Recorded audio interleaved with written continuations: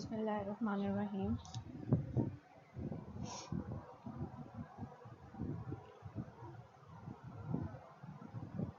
Electrical network analysis.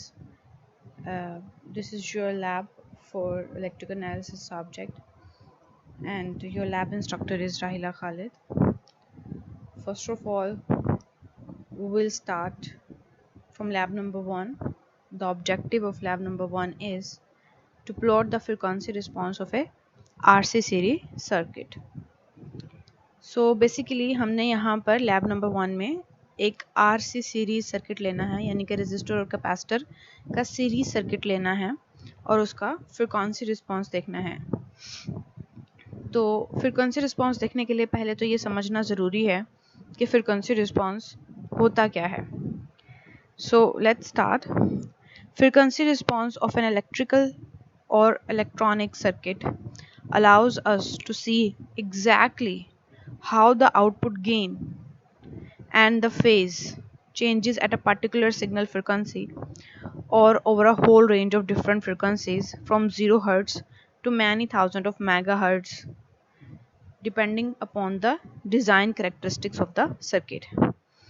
Basically frequency response ये है, किसी भी इलेक्ट्रिक सर्किट या इलेक्ट्रॉनिक सर्किट का अगर हम फ्रीक्वेंसी रिस्पांस देखते हैं तो उसका मतलब ये है कि कैरेक्टरिस्टिक्स के हवाले से, डिज़ाइन कैरेक्टरिस्टिक्स के हवाले से किसी भी सर्किट का आउटपुट गेन में दो चीज़ें आ जाती हैं, मैग्नीट्यूड गेन और phase gain, magnitude response and phase response.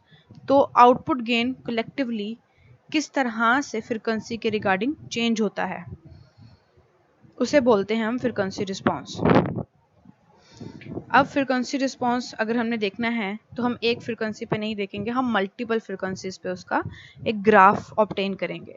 तो हम 0 हर्ट्ज से लेकर किलो हर्ट्ज तक, मेगा हर्ट्ज तक जाते हैं, थाउजेंड्स ऑफ मेगा हर्ट्ज तक भी जाते हैं ताकि कंप्लीट ग्राफ हमें ऑब्टेन हो सके।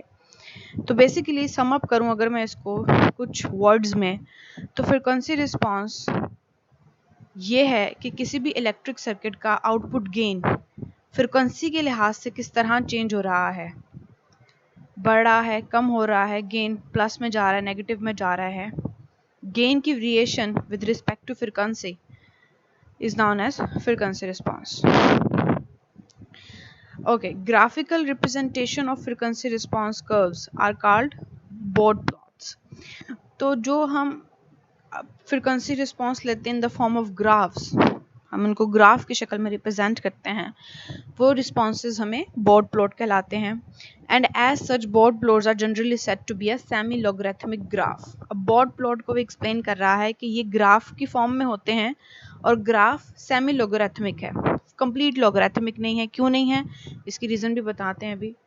Because one scale x axis is logarithmic and the other y-axis is linear as shown। ठीक, x-axis का जो आपका एक्सिस है वो लॉग में होगा, यहाँ पे फ्रीक्वेंसी आपको लोगरिथमिक स्केल में नज़र आ रही है, और y-axis जहाँ आपका गेन है वो एक लीनियर एक्सिस है।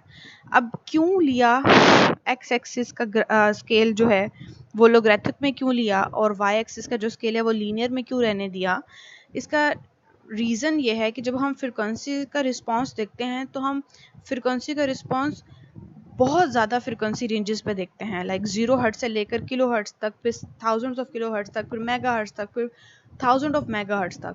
तो इतना बड़ा स्केल फ्रीक्वेंसी का लीनियर में प्लॉट करना ईजी नहीं होता, इसीलिए हम लोगरिथमिक स्केल लेते हैं ताकि वो लोगरिथमिक स्केल में थोड़ा कॉम्प्रेस हो जाता है और हमारे पास थाउजेंड्स ऑफ किलोहर्ट्ज और थाउजेंड्स ऑफ मेगाहर्ट्ज का जो फ्रीक्वेंसी रिस्पांस है वो इजीली हम देख सकते हैं। बाकी गेन आपका लीनियर ही रहेगा, गेन का स्केल जो है वाई एक्सिस स्केल वो एक लीनियर स्केल है। अब यहाँ पर आप एक ये देख रहे हैं कि ये आपको गेन नज़र आ रहा है 0 dB -3 dB down, and then lower frequency corner, higher frequency corner. इन दो फ्रीक्वेंसीज को हम low cut off frequency and high cut off frequency भी कहते हैं। ये टर्मिनोलॉजीज आप थ्योरी के लेक्चर में बहुत एक्सप्लेनेशन में अगेन अपने टीचर से रिव्यू करवाएंगे। अब 0 dB स्केल मैक्सिमम आउटपुट और 0 dB। यहाँ पर आपकी स्लोप गेन की पॉजिटिव स्लोप है, यहाँ पर आपकी स्लोप गेन की नेगेटिव स्लोप है। अब जहाँ से आपका पॉजिटिव नेगेटिव स्लोप का पोर्शन शुरू हो रहा है उसके दरमियान की जो फ्रिक्वेंसी है वो हमारे पास एक बैंड विड्थ की फ्रिक्वेंसी इन हर्ट्ज लॉगरिथमिक स्केल, ये आपको पहले बता दिया कि फ्रिक्वेंसी लॉगरिथमिक स्केल में। लोअर कट ऑफ फ्रिक्वेंसी और हायर कट ऑफ फ्रिक्वेंसी, इन दोनों के दरमियान की फ्रिक्वेंसी रेंज में आप अपना गेन देख रहे होते हो और देखते हैं कि अगर आपका जो गेन आ रहा है उसके रिगार्डिंग फ्रिक्वेंसी का क्या रिस्पॉन्स है। तो बेसिकली ये एक जनरल ओवरव्यू है, फ्रिक्वेंसी रिस्पॉन्स कर्व है किसी भी इलेक्ट्रिक या इलेक्ट्रॉनिक सर्किट की फ्रिक्वेंसी रिस्पॉन्स को देखने के लिए। फ्रिक्वेंसी को देख के आप गेन बता सकते हैं, गेन को देख के आप फ्रिक्वेंसी बता सकते हैं। Frequency response of any circuit is the variation in its behaviour with changing in the input signal frequency. ये पहले बता चुकी हूँ आपको कि फ्रिक्वेंसी रिस्पॉन्स किसी भी सर्किट का वो एक्चुअली उस सर्किट का बिहेवियर कैसे चेंज हो रहा है with respect to input signal frequency, as it shows the band of frequencies over which the output remains fairly constant।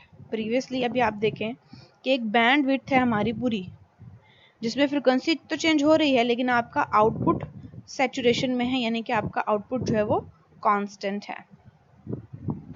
The range of frequency either big or small between FL and FH, lower cut of frequency and higher cut of frequency is called circuit bandwidth। Circuit bandwidth क्या होगा, जो frequency lower cut off frequency और higher cut off frequency के बीच का जो band है, जो band of frequencies है वो एक्चुअली सर्किट का बैंडविड्थ होगा। उसमें से आपकी सारी फ्रिक्वेंसीज वो अनेबल करवाएंगी आपके गेन को। So from this we are able to determine at a glance that voltage in dB for any sinusoidal input within a given frequency range. तो हम ये अंदाज़ा लगा सकते हैं कि वोल्टेज कोई भी हमारे पास अगर वो डेसिबल स्केल्स में आ रहा है किसी भी साइनसॉइडल इनपुट के लिए तो उसकी फ्रिक्वेंसी रेंज क्या होगी।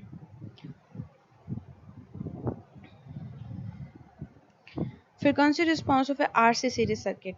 तो basic objective toward overlap is frequency response of a RC series circuit. Following circuit will help us to illustrate the frequency response of a RC series circuit.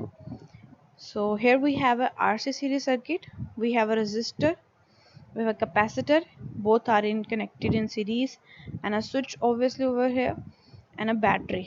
You can observe, obviously we're gonna observe over frequency response with AC source. Here connected is DC source, we don't know, we want to see the frequency response, so frequency is only available in AC source. So we use AC source over here instead of this DC source. An example you can see, for the RC circuit, obtain transfer function V out over Vs and its frequency response। अभी हम देखना चाहते हैं कि एक transfer function, आपको पता है ट्रांसफर फंक्शन की डेफिनेशन क्या होती है, output voltage divided by input voltage या output response divided by input response and frequency response. अभी यहाँ पे इन्होंने सोर्स वोल्टेज अज्यूम कर लिया Vm maximum voltage cos omega T. एक आपके पास कॉस वेव है, चूंकि हम AC इस्तेमाल कर रहे हैं और चूंकि हम फ्रीक्वेंसी रिस्पॉन्स देख रहे हैं तो सिर्फ और सिर्फ हम साइनोसॉइड्स इस्तेमाल कर सकते हैं। यहाँ पर ये कॉस ले रहा है, साइनोसॉइड्स में साइन या कॉस दो आप इस्तेमाल कर सकते हैं। यहाँ पर जो सिग्नल ले रहा है वो है कॉस सिग्नल ले रहा है। यहाँ पे RC सीरीज सर्किट इसने टाइम डोमेन में मेंशन किया हुआ है, आप देख सकते हैं Vs T V out T, तो ये टाइम डोमेन का सर्किट है। अब मुझे फ्रिक्वेंसी रिस्पॉन्स लेना है तो मैं सर्किट को टाइम डोमेन सर्किट से फ्रिक्वेंसी डोमेन सर्किट में शिफ्ट करूँगी। उसका तरीका क्या है, आपने सिर्फ और सिर्फ जो आपके कंपोनेंट्स हैं उनको उनकी इम्पिडेंसेस से रिप्लेस कर देना है। ठीक है, रेजिस्टर की इम्पिडेंस रेजिस्टेंस ही होती है, कैपेसिटर की इम्पिडेंस कैपेसिटिव रिएक्टेंस यानी कि XC होता है। XC is equals to 1 over omega C। अब यहाँ पर आपने कई जगह अपने बुक में जो आपकी रेफर्ड बुक है उसमें लिखा होगा जे ओमेगा के बजाय एस सी लिखा होगा, because S is equal to J omega, it will show that it is represented in frequency domain. Transfer function इस सिस्टम का आप लिख सकते हो एच ओमेगा, ये ट्रांसफर फंक्शन भी कहलाया जा सकता है, इसको सिस्टम का रिस्पांस भी कह सकते हैं। तो बेसिकली ये जो सिस्टम रिस्पांस है या रिस्पांस ऑफ द सिस्टम और ट्रांसफर फंक्शन है, ये क्या है, output response over input response. अब आउटपुट रिस्पांस क्या है, ये आपका आउटपुट रिस्पांस है 1 over J omega C R plus 1 over J omega. अगर आप देखें तो ये एक सिंपली वोल्टेज डिवाइडर रूल है जिसमें इम्पिडेंसेस लिखी हुई हैं। अब यहाँ पे मुझे वी आउट निकालना है फॉर एग्जांपल, तो output impedance divided by input impedance multiply by voltage source, ये वोल्टेज डिवाइडर रूल है। तो वोल्टेज सोर्स को मल्टीप्लाई करने की बजाय इसने यहाँ उसको वी आउट के साथ डिवाइड कर दिया और आपका ट्रांसफर फंक्शन बना दिया। इस इक्वेशन को कैसे सिंप्लीफाई किया है, जे ओमेगा सी को ऊपर और नीचे मल्टीप्लाई कर दिया है, जिससे आपका आंसर बना 1 over 1 plus J omega R से। अब यहाँ ये इक्वेशन है हमारे पास, तो हम अपनी मैग्नीट्यूड निकाल सकते हैं, मैग्नीट्यूड और फेज। मैग्नीट्यूड निकालना आसान है, आप क्या करते हैं, सिंपली स्क्वायर लेकर अंडर रूट ले लेते हैं।